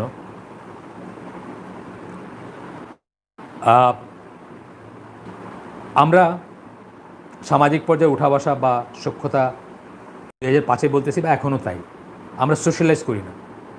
প্রচলিত সেন্সে যেটা সোশ্যালাইজ, ওটা করি না। করি সেখানে একটা দিনই লাভ আসছে যখন ভাবি, বা আল্লাহর একটা নির্দেশ পালন করতেছি, আল্লাহর চাওয়া, আল্লাহর রিকমেন্ডেড একটা জিনিস করতেছি, সেটা করি আমরা। অসুস্থ আত্মীয়কে দেখতে যাচ্ছি, বয়স্ক মানুষকে দেখতে যাচ্ছি, সিলেট গেলে খোঁজ নিতেছি আত্মীয় কোথায় আছেন, কেমন আছেন, এটা করি আমরা, এটা করি। কিন্তু আরও কিছু সোশ্যালাইজেশন আছে না, মানে মিক্সিং মিংলিং, কথা বলা, গপ্প মারা, ইউজুয়ালি গিবতের সমাবেশ বা অথবা অহেতুক কথাবার্তা, হ্যাঁ, কোনো যে কথাতে কোনো আউটপুট নাই, সেগুলো আমরা করি না। আচ্ছা, মুরব্বীদের কাছে যাই বা করি, যেখানে আর কি করি আমরা, বা তখনও কী করি বা এখনও কী করি, যে একটা সম্পর্ক, একটা রাস্তা খোলা রাখি, যাতে তাদেরকে দিনের দুইটা কথা কখনো শোনাইতে পারি বা বলতে পারি, সেইটুকু সম্পর্ক যেন থাকে, সেটুকুর জন্য যেটুকু দরকার সেটুকুই কী করি। তো এইসব করতে গিয়ে আমরা অনেকখানে বলতে গিয়ে দেখছি, বা একটা প্রসঙ্গ তুলতে, বয়স্ক মানুষ মানে এখনও বেঁচে আছেন, বা আজ থেকে 10 বছর 20 বছর আগের কথা বলতেছি, চাচা ডাকি, খালাম্মা ডাকি সেখানে, বা কাউকে বা ওরকম শ্রেণীর, যখনই দিনের একটা প্রসঙ্গ তুলতে গেছি, ফ্যামিলি ফ্রেন্ডস বা কিছু আব্বার বন্ধু বা আব্বার বন্ধুর ওয়াইফ, যেখানে আমার ওয়াইফ গেছেন, দিনের একটা কথা আসলেই যেটা বলতে শুনি বা বলতে যেই কথাটা শুনতে হয়, সেটা হচ্ছে যে কি করব বলেন, মানে জীবনে তো সময় নাই। অথবা কেউ বলতেছেন যে এখনই ভাবার কি আছে, এখনই এসব নিয়ে এত সিরিয়াস কথা নিয়ে বলার কি আছে, বয়স বাড়ুক, সময় হোক, তখন দেখা যাবে। এই ধরনের একটা কথা অনেক সময় শুনতে হয়েছে আমাদের, বা শুনছি আমরা। আসেন একটু আগাই আমরা। রাসূল সাল্লাল্লাহু আলাইহি ওয়াসাল্লাম একটা হাদিস পড়বো আমরা এখন। আল্লাহ রাসূল সাল্লাল্লাহু আলাইহি ওয়াসাল্লাম একটা হাদিস আমি অনেক কিছু বাদ দিয়ে পড়তেছি, আগেই বলছি। রাসূল সাল্লাল্লাহু আলাইহি ওয়াসাল্লাম বলেন এই যে অবসর সময় এবং নিরোগ স্বাস্থ্য এটা নিয়ে বলতে গিয়ে বলেন এই দুটা যথাযথ উপায়ে ব্যবহারের তাগিদ দিচ্ছেন। এছাড়া 5টি জিনিসের কথা উল্লেখ করে বলছেন যে সেগুলো হারায় যাওয়ার আগে সেগুলো সদ্ব্যবহার করতে। আমরা একটু খেয়াল করলে বুঝবো যে সেই 5টা সম্পদ যেগুলো বলছেন ঘুরে ফিরে সেগুলো কিন্তু সময়ের ভ্যারিয়েবল বা সময়ের ফাংশন। আল্লাহ রাসূল সাল্লাল্লাহু আলাইহি ওয়াসাল্লাম বলেন জীবনকে কাজে লাগাতে বলছেন মৃত্যু আসার আগে। জীবন, আমি আগেই বলছি, সময়, আপনার জীবনে যেটুকু সময় আছে সেটাই আপনার জীবন। জীবনকে কাজে লাগাইতে বলছেন অসুস্থ হবার আগে, অর্থাৎ সুস্থতার সময়টাকে কাজে লাগাইতে বলছেন। অবসর সময়কে কাজে লাগাইতে বলছেন ব্যস্ততা আসার আগে। আপনার ধরেন এই করোনা ভাইরাসের প্রাদুর্ভাবের ধরেন গত ডিসেম্বর মাসেও কি চিন্তা করতে পারছে যে বাংলাদেশের চেহারাতে এরকম হয়ে যাবে? আপনি 100টা সৎ কাজ করবেন বলে লিস্ট করছেন, একটাও করতে পারেন নাই, বিকজ লাইফটা আপনার চেঞ্জ হয়ে গেছে, তাই না? তো এই কথাটা অবসর সময়কে কাজে লাগাইতে বলছেন ব্যস্ততা আসার আগে, বা যখন সময়টার অবকাশ আছে, কাজে লাগানোর উপায় আছে। যৌবনকে কাজে লাগাইতে বলছেন বার্ধক্য আছে, এইটাও কিন্তু একটা সময়। যৌবন একটা সময়কালের নাম, ওই সময় যেটা করতে পারবেন বার্ধক্যে সেটা করতে পারবেন না। সম্পদকে কাজে লাগাইতে বলছেন দারিদ্র আসার আগে, এইটাও কিন্তু সময়ের ভ্যারিয়েবল। আপনার যে গুড ফরচুন বা আপনার যে সৌভাগ্য, সেটাও প্রতিটি নিয়ামত সম্বন্ধে যখন আলোচনা করেন স্কলাররা একটা কথা বলেন, নিয়ামতের একটা বৈশিষ্ট্য যেটা কমন, সেটা হচ্ছে সেটা হারিয়ে যাবে, সেটা শেষ হয়ে যাবে, সেটা ক্ষয় হবে, সেটা চিরস্থায়ী না। সুতরাং সম্পদকে কাজে লাগাতে বলছেন দারিদ্র আসার আগে। আজকে আপনার ক্যাপাবিলিটি আছে দান করার, সাদাকা করার, ভালো কাজ করার, কালকে নাও থাকতে পারে। বাংলাদেশেই দেখেন, মানে এই কোভিড-19 ইসেই দেখেন যে হয়তো খুব মিলিয়নিয়ারদের কথা আমি বলতেছি না, কিন্তু অ্যাভারেজ মানুষের কথা বলতেছি যে কত মানুষ কালকে যেটা করতে পারতেন আজকে এটা করতে পারেন না, কত মানুষের আসছে এটা। এখানে আমরা যারা একটু ম্যাথমেটিক্স পড়তেছেন, যে আমরা বলি যে প্যারামেট্রিক ইকুয়েশন বলে একটা কথা আছে ম্যাথমেটিক্সে, প্যারামেট্রিক ইকুয়েশন মানে একটা জিনিসকে আরেকটা জিনিস দিয়ে বোঝা। একটু উদাহরণ দেই, যেমন এক্স সমান 2t, ওয়াই সমান 3t, তাহলে টি যেটা সেটার নিরিখে আমরা এক্সের মান জানি, টি যেটা সেটার নিরিখে আমরা ওয়াইয়ের মান জানি। সুতরাং এক্স আর ওয়াইয়ের ভিতরে আমরা একটা সম্পর্ক বের করতে পারবো। সো এইভাবে এই 5টা উপদেশের ভিতরে অ্যাকচুয়াল ভ্যারিয়েবলটা হচ্ছে সময়। কিন্তু একটু খেয়াল করলেই বুঝবেন যে ঘুরায় ফিরায় কিন্তু সময়ের কথা বলা হয়েছে। একজন পশ্চিমা স্কলার আছেন, আমরা আমাদের 6 মিনিট আছে, আশা করি ইনশাল্লাহ, দেখি আমি একটু কতটুকু আছে, দরকার হলে একটু ফাস্ট যাব। আর যারা আয়োজন করছেন তাদের কাছে হয়তো একটু সময় চেয়ে নিব যদি দরকার হয়। আচ্ছা, আপনার সেলিম মর্গান বলে একজন স্কলার আছেন ওয়েস্টে, কনভার্টেড মুসলিম, ডক্টর সেলিম মর্গান, মসজিদের ইমাম, খতিব। তো উনি বলছেন যে আপনার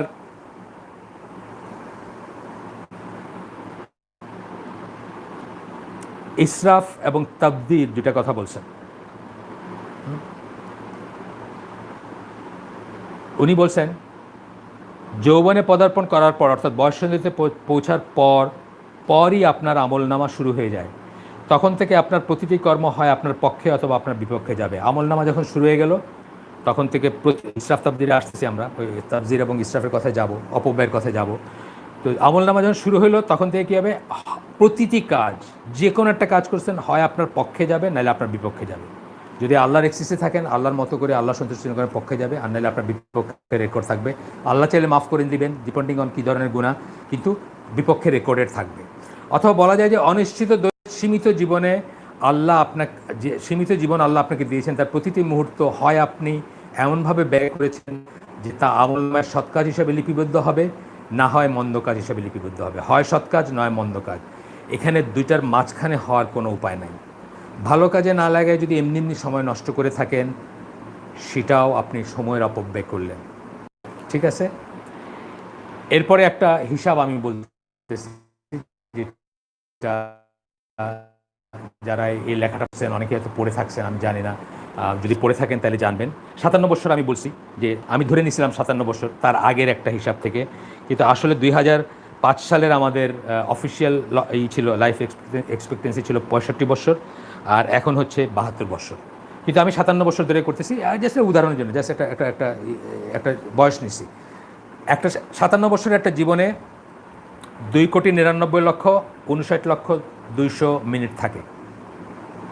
2,99,59,200 মিনিট থাকে। মনে করেন প্রতি মিনিটে 1 টাকা হিসাবে আপনার হাতে 2,99,59,200 টাকা তুলে দেওয়া হয়েছে। জীবনের প্রভিশন, আপনার প্রভিশন মানে কি, রিজিক। এটা দিয়ে আপনি চলবেন জীবনটা, ঠিক আছে? এখন আপনি যদি চান, একটা চুলার পাশে বসে, 100 টাকার নোটে দেওয়া হয়েছে আপনাকে এই পয়সাটা, একটা চুলার পাশে বসে আপনি একটা একটা করে নোট পোড়াইলেন, যে নোটগুলো আপনাকে দেওয়া হয়েছিল টোটাল, এবং 2 দিনের মাথায় দেখলেন সব নোট শেষ, আপনার রিজিক শেষ করে দিছেন। এটা একটা শিশুও বুঝবে যে এটা করাটা ঠিক না। বাকি জীবনটা তাহলে কেমনে চলবে? আপনার কি সঞ্চয় রইল, জীবনের জন্য কি রইল, তাই না? আখিরাতের সীমাহীন জীবনের প্রভিশন বা ভরণ পোষণের ব্যবস্থা করার জন্য আপনার হাতে 2,99,59,200 মিনিট তুলে দেওয়া হয়েছে। আপনি কি ওই চুলার পাশে বসে পোড়ায় দেওয়ার জন্য এই সময়টা নষ্ট করবেন, নাকি এটার দিয়ে আখিরাতের প্রভিশন জোগাড় করবেন? একজন মুসলিম কি করবে? একজন মুসলিম কি একটা মিনিট নষ্ট করতে পারে? পারে না। সো আল্লাহ আপনার হাতে এই সময়টা তুলে দিছেন, আপনার কাউন্টডাউন শুরু হয়ে গেছে। কাউন্টডাউন বলি আমরা কি, উল্টা দিক থেকে গনে আসে। আপনার জীবনের সাথে সাথে 57 বছর বয়স যদি থেকে থাকে, 2,99,59,200 গুনছেন ওই মোমেন্টে, জন্মের মুহূর্তে। তারপরের মুহূর্তে গুনছেন 199, মানে আগেরটুকু ঠিক রেখে 2,99,59,199 অ্যান্ড সো অন। এটা যখন জিরোতে যাবে আপনার জীবন শেষ। আচ্ছা, তো এখন হচ্ছে যে তা না করে আপনি যেন তেনভাবে সময় কাটাই দিতে পারেন, এটা একটু যে চিন্তা করবে, সবচেয়ে নির্বোধ যে মানুষটার দুনিয়ার, সেও কিন্তু এই কাজটা করবে না, যে সময়টাকে এমনি এমনি পার করে দেওয়া যেটা, সেটা করবে না। আচ্ছা, এরপরে আসতেছে একটা গল্প, ছোট্ট একটা গল্প বলি। এটা গল্পের সত্যাসত্তর নিয়ে এটা ইম্পর্টেন্ট না, গল্পটার মোরালটা ইম্পর্টেন্ট। এক ইয়েমেনি ভদ্রলোক যুক্তরাষ্ট্রে থাকেন, রেস্টুরেন্টের মালিক, অনেক কাজ করেন। দিনের মসজিদে বসতে বলা হয়, সময়ের অভাবে বসতে পারেন না। প্রায়ই বলা হয়, প্রায়ই তিনি দেখান যে তার ফ্যামিলির জন্য উপার্জন করতে হবে, সময়ের দরকার, ইত্যাদি ইত্যাদি, এবং উনি সময়ের অভাবে বসতে পারেন না। এরই ভিতরে একদিন উনি মারা গেছেন। মারা যাওয়ার পরে তো আবার মসজিদের খবর পড়ে যে গোসল করাইতে হবে তাকে। এইগুলো তো আবার আমাদের ছেলেমেয়েরা জানে না আজকালকে জিজ্ঞেস করে দেখেন, আপনারা একটা টেস্ট কেস দেখেন যে কয়টা ছেলেমেয়ে এই হালাকা যারা শুনতেছেন, তাদের ভিতর আমার এইজ গ্রুপের যারা আছেন, যদি কেউ থেকে থাকেন, অথবা আমার চেয়ে 10 বছর ছোটো যারা আছেন, তাদের একটা ছেলেকে জিজ্ঞেস করে দেখেন তো জানাজা পড়াইতে পারে কিনা। যাই হোক, আমাদের ছেলেরা জানাজা পড়াইতে জানে না, পারে না। ইনশাল্লাহ আমাদের হবে আস্তে আস্তে, কিন্তু আমি জেনারেল কথা বলতেছি, মুসলমানদের কথা বলতেছি। তো যাই হোক, মসজিদের খোঁজ পড়ছে, তো জানাজা হয়েছে। ওখানে তো চাইলেই কবর দেওয়া যায় না, কবরের জন্য নির্দিষ্ট দিন আছে। ওই দিনে এক একজনে এক এক দিনে কবর দিতে হয়। তার আগে পর্যন্ত লাশটা প্রিজার্ভ করতে হয়। তো লাশটা বরফের বাক্সে আছে প্রিজার্ভ করা। এমন সময় তার বউ এবং ছেলে ছুটে আসছেন যে ওনার হাতে খুব দামি একটা আংটি ছিল, ওই আংটিটার কী হয়েছে। তো ওনারা যারা গোসল করেছেন তারা বলছেন যে এটা নিয়ে টানাটানি করা, একটু ফুলে গেছে, আমরা টানাটানি করে নিয়ে আংটি তাদের হাতে রয়েছে। তখন তারা খুবই রেগে গেছেন যে এটা কি ইয়ার্কির কথা নাকি, এটা অনেক দামি আংটি। তার সাথে সাথে এই মিস্ত্রি, মানে ওই যে আঙ্গুল কাটবে তাকে ডাক ছুটছেন, আয়সা সেই আঙ্গুল কেটে সেই আংটিটা বের করছেন, ওটা অত্যন্ত দামি।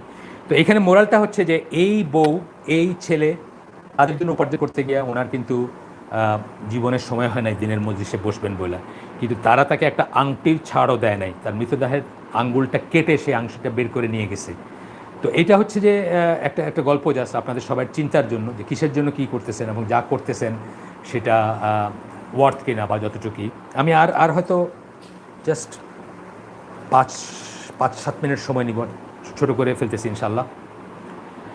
আমাদের জীবনে বেঁচে থাকার জন্য আমরা অনেক কিছুই করব। জীবনের জন্য উপার্জন দরকার আছে। আমি অনেক সময় বলি জীবনের জন্য উপার্জনের জন্য জীবন না। আমরা ভেবে দেখব জিনিসটা। আমাদের জীবনে জীবনের পথে অনেক কিছু করার আছে। ধরেন আপনি এখান থেকে সিলেট যাচ্ছেন, আপনার জীবনের মাকসাদ মানে আপনার এই জার্নির মাকসাদ হচ্ছে, একটা উদাহরণ দিচ্ছি, এই জার্নির উদ্দেশ্য হচ্ছে ঢাকা থেকে সিলেট যাবেন। আপনি শ্রীমঙ্গলের প্ল্যাটফর্মে নামছেন, আপনার খুব পিপাসা লাগছে, আপনি একটা ডাব খাইতে শুরু করছেন। এখন ডাব খাইতে খাইতে আপনি ওই লোকের সাথে গল্প করছেন, গল্প শুরু করতে এমনই গল্পের ভিতরে ডুবে গেছেন যে ট্রেনটা ছেড়ে চলে গেল। এটা কি একটা একটা কাজের কাজ হলো? মোটেই কাজের কাজ হলো না। এটা খুবই একটা মানে বাজে কাজ হলো। কেন? আপনার আসল উদ্দেশ্য হচ্ছে আপনি সিলেট যাবেন, আপনি রাস্তার উপরেই থেকে গেলেন, আপনার উদ্দেশ্যটাই হয়ে গেল। এইভাবে আমাদের আসল উদ্দেশ্য হচ্ছে, আমাদেরকে আল্লাহ সৃষ্টি করছেন একমাত্র তার ইবাদত করার জন্য। সেইটা বাদ রেখে আমরা যা কিছু করব সেই সব কিছু হচ্ছে ওই ওই ওই রকম নির্বোধের কাজ হবে যে আমি শ্রীমঙ্গলে আটকায় থাকলাম, আমার সিলেট যাওয়া হলো না। ঠিক আছে, আমরা সব কিছু করব, কিন্তু সব কিছু করব আল্লাহর ইবাদতটাকে ঠিক রেখে, বা আল্লাহর মতো করে করব, আল্লাহর সন্তুষ্টির ভিতর থেকে করব। স্ত্রীকে সঙ্গ দিব, তাকে নিয়ে বেড়াইতে যাব, তার মনোরঞ্জন করব, বা আরও যা কিছু আল্লাহ জায়েজ করছেন সবই করব। কিন্তু এইটাই যেন জীবনের সব কিছু না হয়। এগুলো হবে সেই চূড়ান্ত লক্ষ্যটা ঠিক রেখে, বা আখিরাতের ফসলটা উঠানোর জন্য আমরা এখানে আসছি। এখানে যে সময়টা থাকবো সেই সময়টা যতটুকু দরকার দুনিয়ার থেকে নিব, কিন্তু এইটার ভিতরে যেন আমরা আটকায় না থাকি। এখানে তাবযির এবং ইসরাফ বলে দুইটা কথা আমি আগে বলে ফেলছি, সেটা একটু বলবো এখন। তো এখানে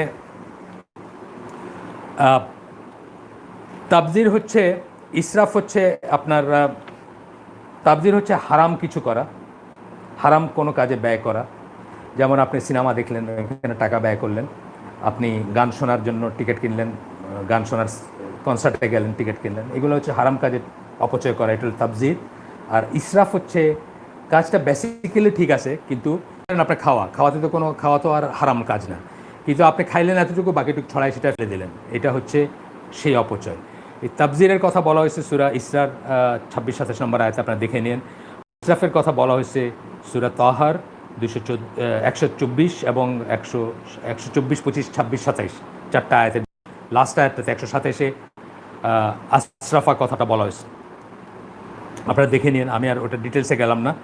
তো এগুলোর কথা বলা হয়েছে।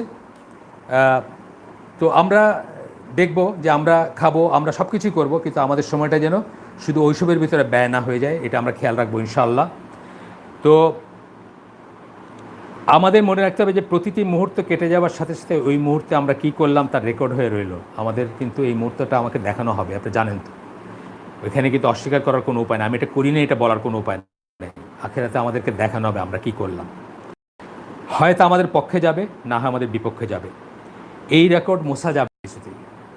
দুনিয়ার রেকর্ড কিন্তু মোছা যায়। আপনি দেখেন সিসিটিভি ক্যামেরা খুলে নিয়ে গেছে অনেকখানে, দেখেন না এখনকার দুনিয়ায়, বা কারো হাতে পায়ে ধরে ওই ইটা চেঞ্জ করাইছে, আপনার রেকর্ডটা চেঞ্জ করাইছে, ওই বা আসামের তালিকা থেকে নামটা বাদ দেওয়া হয়েছে।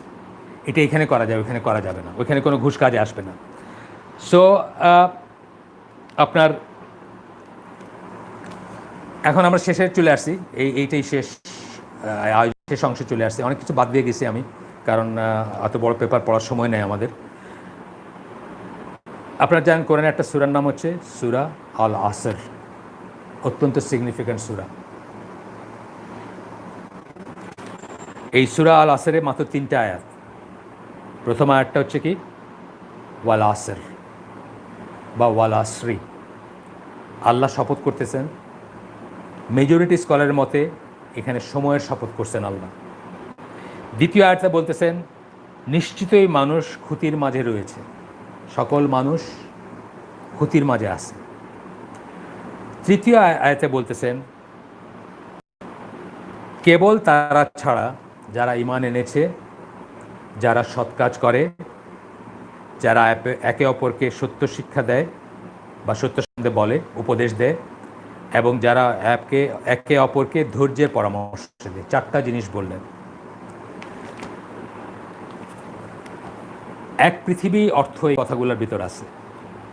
অনেক আলেমরা মনে করেন যে ফরজ ওয়াজিব করার পরে শুধু এই সূরা, এই ছোট্ট সূরাটা, 3টা আয়াতের সূরার উপদেশগুলো যদি আমরা মেনে চলতাম, আমরা জীবনে সফল হতে পারতাম, বা আমরা জীবনে কারেক্ট ট্র্যাকে থাকতাম।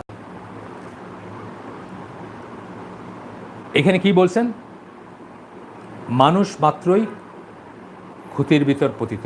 সকল মানুষকে প্রথমে ক্ষতির ভিতর ফেললেন আল্লাহ, বললেন, তারপরে কি এক্সেপশন বললেন, তারপরে এক্সেপশনটা ইল্লাল্লাযিনা বললেন, তারপরে এক্সেপশনটা বললেন ইল্লাল্লাযিনা আমানু ওয়া আমিলুস সালিহাতি। এই প্রথম কার কথা বললেন? যারা ঈমান আনছে। এই প্রথমটা যদি না হইতে পারেন সব কিছুই ব্যর্থ জীবনের, আর কিছু চিন্তা করার দরকার নেই। আচ্ছা, ঈমান আনার পরে কি বললেন? সৎ কাজ করতে বললেন। এই প্রথম শ্রেণীতে দাখিল হওয়ার পরে কিন্তু সেকেন্ড শ্রেণীতে যেতে পারবেন। ইল্লাল্লাযিনা আমানু ওয়া আমিলুস সালিহাতি, এক্সেপ্ট বললেন যারা ঈমান আনে, তারপরে বললেন যারা সৎ কাজ করে। ঈমান আনলেই কেবল সৎ কাজের মিনিং হবে, তা নাহলে সৎ কাজের কোনো মিনিং নেই। যত সৎ কাজই করেন মিনিং নেই।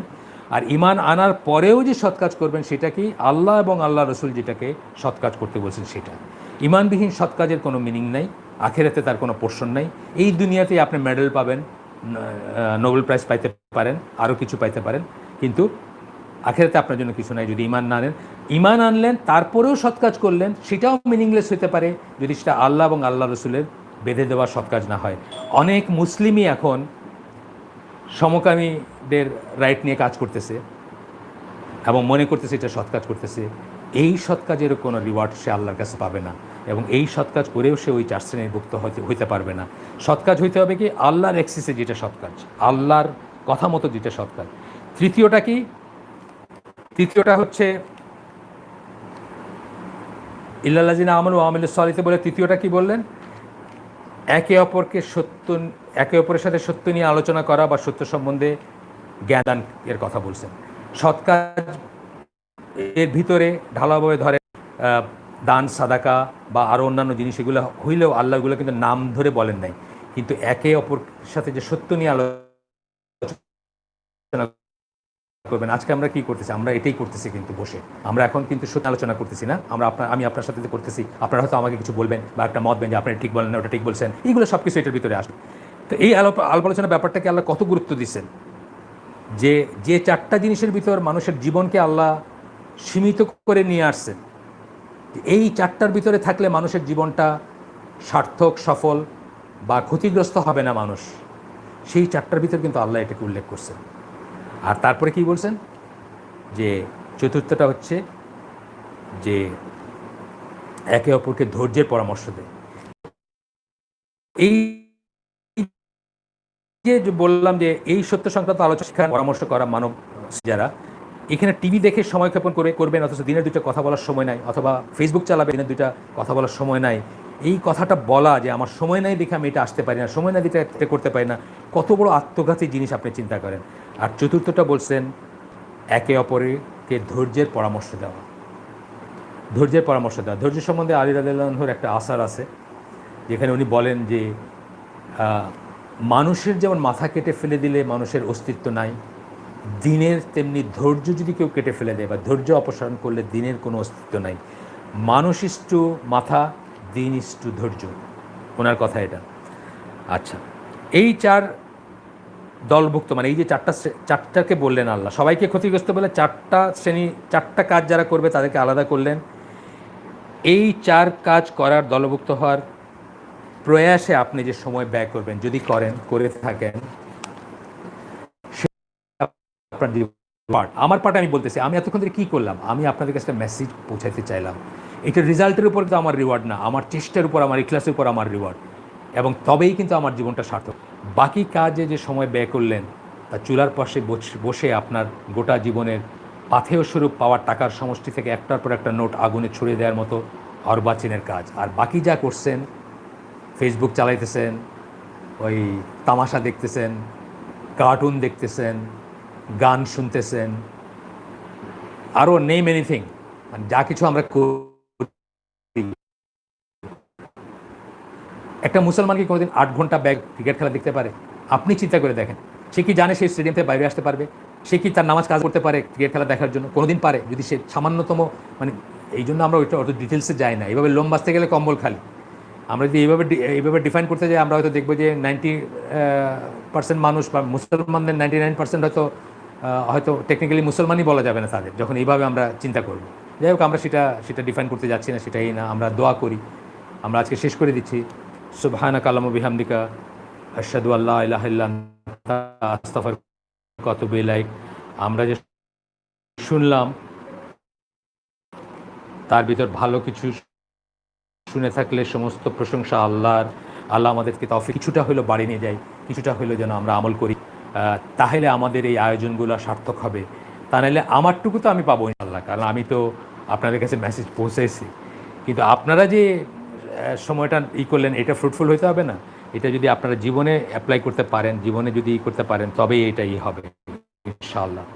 তো আপনাদের যদি কোনো প্রশ্ন থাকে, আমি যারা এখানে আয়োজক তাদেরকে আমি বলছি আমাকে জানাইতে। হোয়াটসঅ্যাপে একটা নাম্বার দিছি আমি, এতক্ষণ আমি ওই নাম্বারটাতে ওয়াইফাই চালু ছিল না আমার, এখন আমি ওয়াইফাই অন করছি।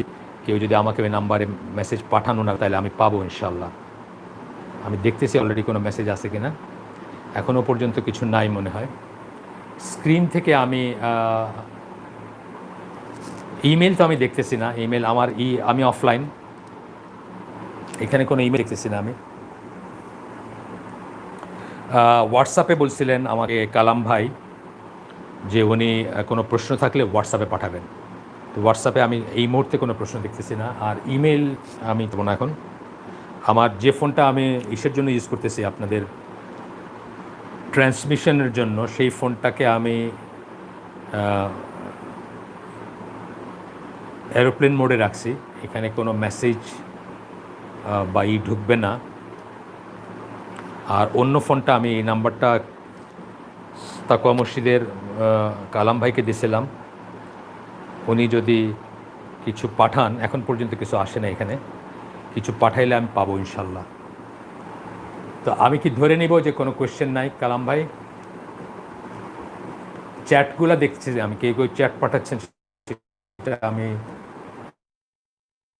একটা কোনায় অ্যাপিয়ার করতেছে।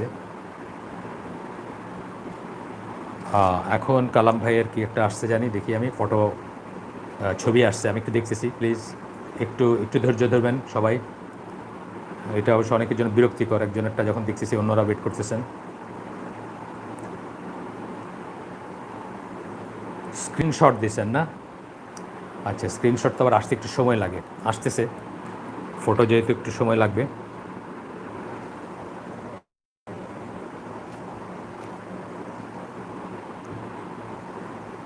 আমি একটা একটা করে দেখি।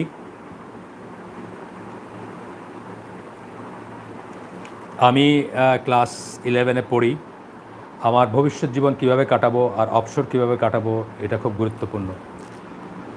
ভবিষ্যৎ জীবন কিভাবে কাটাবেন, আল্লাহর ইবাদতের ভিতর থাকবেন।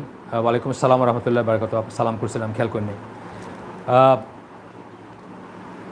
ভবিষ্যৎ জীবন কিভাবে কাটাবেন, আল্লাহর রাজি খুশি ইবাদতের ভিতর আছেন কিনা, আল্লাহর লাইন ক্রস করলেন কিনা, এটা খেয়াল করবেন। আল্লাহর ইসের ভিতর থেকে আমি তো বললাম যে আপনি রাস্তায় হাঁটতেছেন, জিকির করতেছেন, অথবা কারো একটা ব্যাগ নামাই দিতে সাহায্য করতেছেন, চিন্তা করতেছেন, আল্লাহ খুশি হবেন, প্রত্যেকটা জিনিস ইবাদতে পরিণত হবে। অবসর আসলে থাকার কথা না মুসলমানের জীবনে, বাট যদি কিছু থাকে, কতগুলো বিনোদন, এটা সুস্থ বিনোদন, এটা পারমিটেড। যেমন আপনি বই পড়তে পারেন, ভালো একটা বই পড়তে পারেন, আপনি নেচারের কাছে যাইতে পারেন, আপনি একটা নদীর কিনারে বসে তার স্রোতটা দেখতে পারেন, আপনি একটা পাখির ডাক শুনতে একটা জঙ্গলে যাইতে পারেন। তবে সব সময় করবেন যে আপনার এই অবসর কাটানোর যেগুলো আমি করলাম, যেগুলোকে আমি বললাম যে এগুলো করতে পারেন, এগুলো যেন আপনাকে আল্লাহর ইবাদত থেকে দূরে না রাখে, অথবা এইগুলা ইন ইট সেলফ যেন আপনার জন্য আবার একটা ইন্ডালজেন্স বা একটা নেশা না হয়ে যায়। কোনো কিছু, সেটা বই পড়া হতে পারে।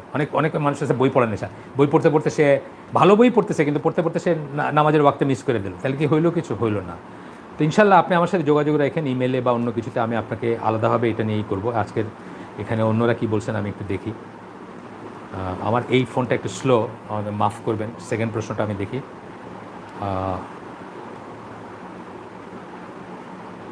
সেকেন্ড প্রশ্নটা হচ্ছে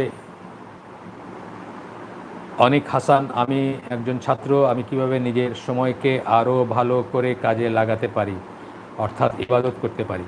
ওই যে যখনই নিজেকে গার্ড করবেন, নিজেকে গার্ড করবেন যে অপচয় করতেছেন কিনা সময়ের, কেন করতেছেন সেটাও চিন্তা করবেন। একটা সৎ কাজও কিন্তু নিয়তটা সঠিক না হলে অ্যাকসেপ্টেড হবে না আল্লাহর কাছে। পাশে।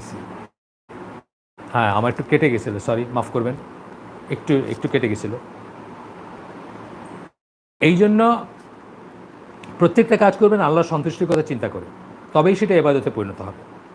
হ্যাঁ, ছোটো কাজ, একজনের একটা বোঝা উঠাই দিলেন, কিন্তু পেছনের নিয়তটা হচ্ছে আল্লাহ সন্তুষ্ট হবে, তবে এটা ইবাদত হয়ে গেল। এই ধরনের অনেক, যে কোনো ছোটো কাজ, কলার চোখলা ফালাই দিলে রাস্তা থেকে উঠে, যে একজন একজন একজন মুমিন বা মুসলিম এখানে হোঁচট খাবে বা এখানে পড়ে যাবে, ইবাদত হয়ে গেল জিনিসটা। এইভাবে করবেন, আর নিজেকে গেজ করবেন একটা কাজ আল্লাহর অ্যাক্সিসে আছেন না আল্লাহর সীমানার বাইরে গিয়ে করতেছেন, এটা অ্যাসেস করবেন একদিকে। আর এদিকে অ্যাসেস করবেন আল্লাহর জন্য করলেন কিনা, শুধুমাত্র আল্লাহকে খুশি করার জন্য করবেন, ইনশাআল্লাহ তাহলে ইবাদতে রূপান্তরিত হবে এবং আপনি সেটার জন্য করবেন, মানে আপনি সেটার জন্য ইনশাআল্লাহ পাবেন, আল্লাহর কাছে আজর বা রিওয়ার্ড পাবেন আমরা আশা করি। এটা হচ্ছে মুসলমান স্বর্ণযুগ খেলাফা ইতিহাসে মুসলিমদের অধঃপতনের কারণ। এই বিষয় নিয়ে কি কোনো হালাকা করা যায়? ইনশাআল্লাহ চেষ্টা করতে হবে, বাট গ্রস লেভেলে আমি এমনি বলে দিচ্ছি যে একটা হচ্ছে লাক্সারি আর একটা হচ্ছে পারসুট অফ পার্সোনাল পাওয়ার, নিজের ক্ষমতা লাভ। আপনি দেখবেন প্রথম জেনারেশনের যারা ছিলেন সাহাবী বা তাদের আশেপাশের, তাদেরকে ক্ষমতা দিতে চাইলে তারা নিতে চাইতেন না, তারা ক্ষমতার শান করতেন, পালায় বেড়াইতেন ক্ষমতার থেকে। তো যখন মানুষ নিজে ক্ষমতা লাভ করতে চাইলো এবং কুক্ষিগত করতে চাইলো, তখন থেকে শুরু হয়েছে পতন। আর একটা হচ্ছে লাক্সারিতে যখন গা আসছে তখন থেকে। কালাম ভাই, তাহলে আমরা কি শেষ করে দিব? আমাদের 3টা প্রশ্ন ছিল, 3টায় আমি করছি, এই পর্যন্ত 3টা আসছে। রাত আপনাদের অনেক সময় অনেককে ধরে রাখছে আর সময় ধরে, যারা শুনলেন কষ্ট করে, সবাইকে আল্লাহ এখান থেকে ফল লাভ করার তৌফিক দেন। আর আমরা আজকের জন্য তাহলে শেষ করে দিই। আমার এক্সপেরিমেন্টাল ছিল, আমি জানি না আওয়াজে, ট্রান্সমিশনে অনেক কিছুতে প্রবলেম হতে পারে। আমার এখানে ফ্যান চলতেছে, ফ্যানটা কথা ছিল একটু কমাবার, হয়তো কমাই নেই, আমি আওয়াজ কতটুকু গেছে আমি জানি না। যাই হোক, আজকের এটা এক্সপেরিমেন্ট হিসেবে আপনারা দোষ ত্রুটিগুলো ক্ষমা করে দিন। আজকের জন্য তাহলে আমরা শেষ করে দিচ্ছি। আবারও সুবহানাকা আল্লাহুম্মা বিহামদিকা আশহাদু আল্লা ইলাহা ইল্লা আনতা আস্তাগফিরুকা ওয়া আতুবু ইলাইক। আর ঢাকায় তো এখন কোনো হালাকা হচ্ছে না, ঢাকায় তো আমরা হালাকা হয় না ঢাকায়। আমাদের ইমেল গ্রুপের সকাল 10:30 একটা আয়োজন আছে শুক্রবারে সকালে, সেটার জন্য তাকওয়া মসজিদের ইমেল থেকে আমার ইমেলটা নিয়ে সেখানে যদি করেন, তাহলে আপনাদেরকে আমরা চেষ্টা করব সেখানে যুক্ত করে দিতে। এছাড়া এই মুহূর্তে আর কোনো হালাকা হচ্ছে, এই মোটামুটি আমরা তাহলে শেষ করে দিই। কালাম ভাই, আসসালামু আলাইকুম রহমতুল্লাহি ওয়া বারাকাতুহু।